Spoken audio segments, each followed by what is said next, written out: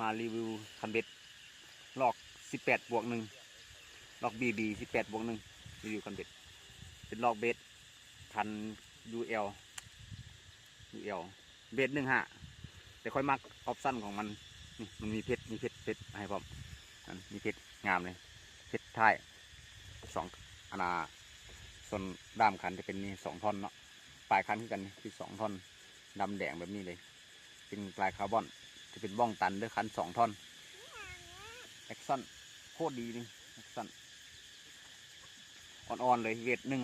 15ที่มาลองตีให้เบิ่ง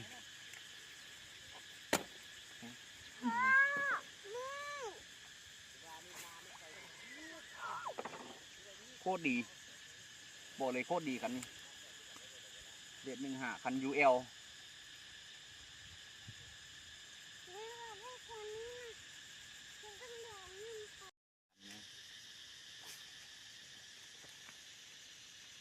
ที่ค่อยมักคันนี้ว่าอย่างมันเป็นคันที่เบาพกพาง่ายเหมือนก็ไม่ได้จับคันเบ็ดเลยเบาสะดวกเวลาตีก็เบาโบหนักมือโบ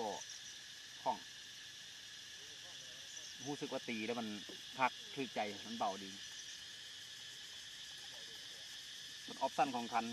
โคตรมากเลยแบบนี้มีเพชรมีด้ามดำแดงให้พร้อมด้ามอันนี้จะเป็นโฟมลอกเป็นลอก18+1ปุ่มปรับระดับ12ลูกปืน10 เมตรเหล็กก้าอีก10 เมตร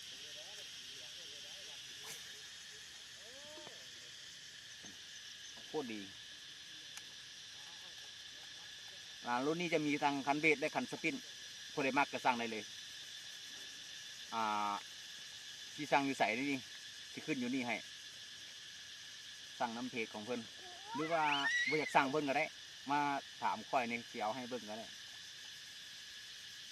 ราคาก็ประมาณอยู่300,000 ปลายนั่นนึงสำหรับคนที่มักแบบนี้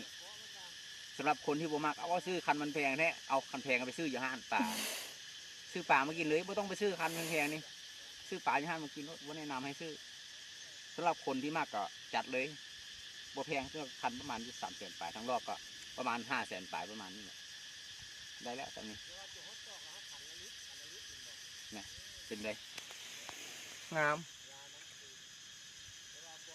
มีทั้งคันเบสและคันสปินผู้ใดก็ต้องการก็สั่งได้เลยสิสั่งน้ำเพจเพิ่นก็ได้หรือสิสั่งน้ำก้อยก็ได้เพจเพิ่นสิขึ้นให้นี่ให้เอาโอเคอันนั้นแล้วแต่ทัศนคติของไผอันนั้นนะมาอีโคตรดีมีลูกปืนมีเดก้าคุมฟูให้10 เมตรสุดยอดเลยตัวนี้แต่ราคาก็บ่แพงราคาเบาๆนี่สบายกระเป๋าแน่นอนสำหรับคนที่มักคันถ้าคนที่บ่มักก็แพง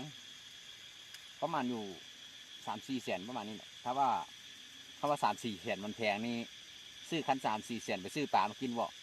ดีกว่าบ่ถึงโอ้ไปเลยตลาดแน่นอนได้ปลาแน่นอนแต่ว่านี่บ่โฟกัสว่าสิได้ปลาบ่นี่ขึ้นสถานที่เนาะบางเชื่อว่าได้ปลาแล้วตีไปตีมารู้สึกว่าถอยเบ็ดมันตรงหญ้ามันหายแล้วนี่มันกลับขึ้นมาได้ยังไง รีวิวเอาโอเคใครมักกระสั่งได้เนาะขึ้นหน้าเพจให้ด้ามจะเป็นด้ามเบ็ดบอลยอดเลยลอกคือเก่า18+1 BB ลูกปืนคุงฟู10 เมตรแล้วก็แขนจะเป็น2 ข้างแบบนี้เลยเนาะลอกเบ็ดของเบ็ดอันนี้จะมีคันเบ็ดและคันสปินเด้อตัวนี้จะเป็นค่ายของค่ายเลยวะผมประจักษ์ตัวนี้ก็เป็นดูเป็น1.80 เนาะ1.80ยาวเป็น80คันจะเป็นคาร์บอนตัวใกล้ตัวนี้กกจะเป็น3 ขาปลาย2 ขาเนาะงามแบบนี้เลยงามแบบนี้เลยราคาตัวนี้จะแพงขึ้นอีกน้อยนึงตัวนี้ราคาแพงเพราะว่าผู้ใดอยากดูหลาประมาณอยู่กองสุดก็ประมาณอยู่800,000 กว่านี่แหละมาซิมาตีให้เบิ่งเนาะ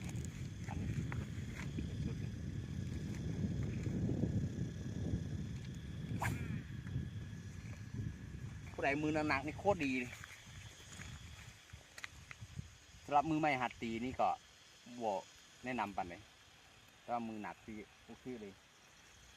เบ็ดอยู่เบ็ด10 สาวด้วยคันนี้เด้อเบ็ด10 สาวสำหรับงัดปลาใหญ่งัดปลาใหญ่นี่โอเคงัดได้เลยทำที่งัดปลานี้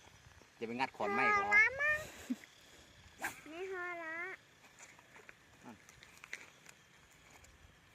ระดับตีนี้ค่อยตีอยู่ประมาณอยู่3 เมตร30 เมตรหรือว่า40 เมตรประมาณนี้